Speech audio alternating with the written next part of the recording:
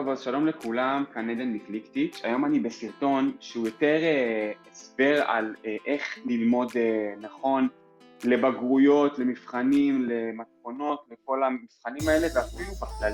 אז הכנתי לכם איזושהי מצגת כאן, אנחנו באמת נעבור עליה. אז בעצם הדבר הראשון, ובתכלס הוא גם הכי חשוב, הוא למידה רציפה. למידה רציפה זה באמת ללמוד את החומר מההתחלה. במתמטיקה, כמו בכל מקצוע, אבל בעיקר במתמטיקה, החומר הוא נבנה כמו בניין. יש לנו את ההתחלה של החומר, שזה באמת כאילו כל הבסיס. הבסיס חייב להיות מאוד מאוד חזק, כי אחריו בעצם נבנה התרגול של החומר, ואחרי זה הפתירה של התרגילים. אם נפספס את אחד מהשלבים האלה, אנחנו באמת יכולים ליפול בתרגילים על שטויות, ולא להבין את החומר לעומק. ולכן הדברים האלה הם דברים שהם חשובים, ללמוד רציף, ללמוד מההתחלה את כל החומר, לא לפספס שיעורים, לא להשאיר את הכל לרגע האחרון, וכמובן תמיד לתרגל את החומר. זה מאוד מאוד חשוב. זה החלק הראשון, שבאמת הלמידה הרציפה מאוד מאוד חשוב. דבר שני זה עזרה חיצונית. קודם כל, אז זה גם ספוילר אלינו, לאתר שלנו, של קליקטיץ'. אז אני אגיד לכם, בבית ספר יש לנו כיתה שבעצם המורה מלמד, המורים בדרך כלל מלמדים טוב.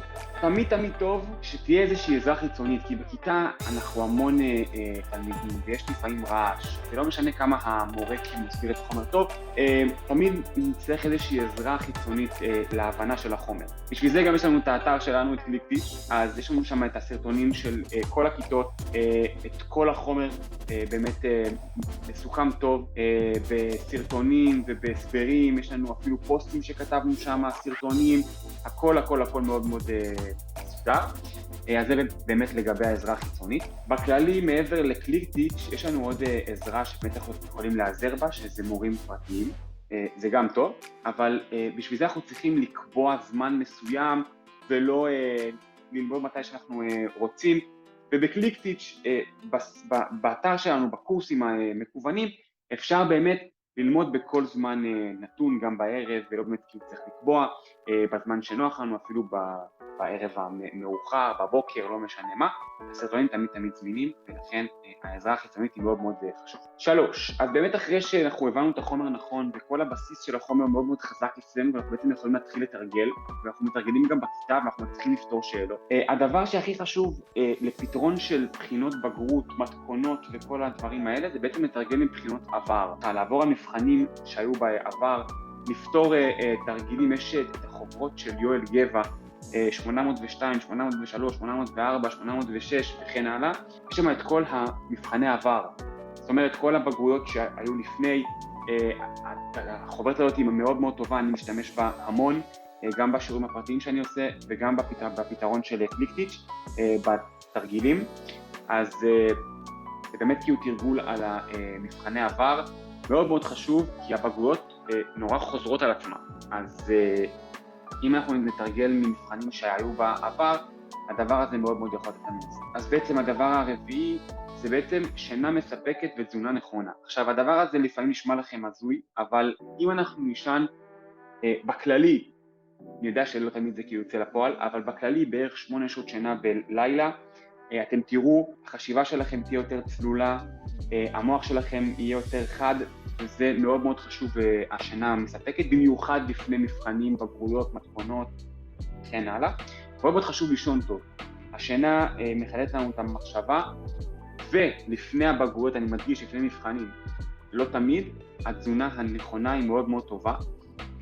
לא לאכול ג'אנק פוד לפני הבגרות, לא לאכול שהבגרות ב8 בבוקר, לא לאכול יום לפני ב10 בלילה, המבורגרים, צ'יפס ודברים כאלה, כי זה יכול להפריע לנו למהלך התקין של הבגרות, זה יכול לגרום לנו לעייפות, משהו שאנחנו לא רוצים שיקרה בבגרויות, ומשהו שמאוד מאוד חשוב, לקום לפחות שעתיים לפני הבחינה, ולפחות כדי לתת למוח להתעורר ולהתחדד, מאוד מאוד חשוב. אז טיפ 5, זה בעצם הגבלת שעות הלמידה.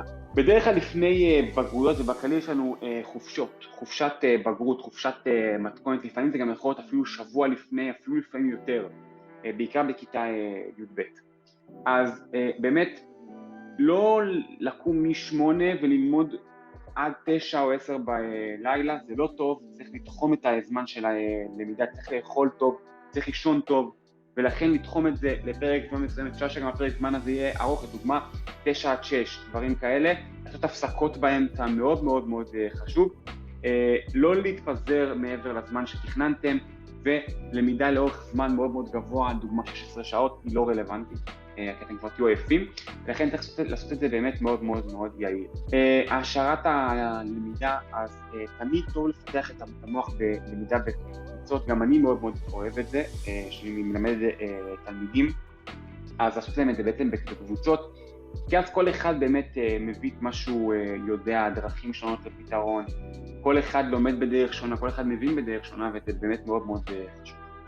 אז זה הלמידה בקבוצות, וגם כמובן שאנחנו לבד ואנחנו לומדים לאורך המון זמן, אז הדבר קצת משעמם לפעמים, ולכן כשאנחנו בקבוצה אפשר לעשות הפסקות, אפשר ללמוד בדרכים שונות, וזה יכול להיות מאוד מאוד טוב להבנה של החומר. וטיפ 7, לגוון דרכי למידה, לא תמיד לפתוח מחברת, פשוט לקרוא את מה שהמורה או המורה כתב, או המורה הפרטי או לא יודע מה, אלא באמת לגוון את זה, לעשות דרך קורסים, בדרך האינטרנט, לפתור תרגילים דרך האינטרנט, להקשיב לעוד אנשים שפותרים שאלות, עוד דרכי למידה, לא רק לפתוח את המחברת או את החוברת של הבגרות, פשוט לפתור משם כמו תוכי, כי זה לא טוב, זה ישעמם אתכם, לראות עוד דרכים להחכים, ומאוד מאוד חשוב, ואם אתם רוצים לקבל ציונים גבוהים, אז אנחנו פה, האתר שלנו זה clickteach.co.il, יש לנו שם פוסטים וסרטונים שאנחנו עשינו, פתרון תרגילי עבר, כמעט על כל נושא, ואנחנו זמינים גם שם לכל שאלה, אז שיהיה לכם הרבה בהצלחה.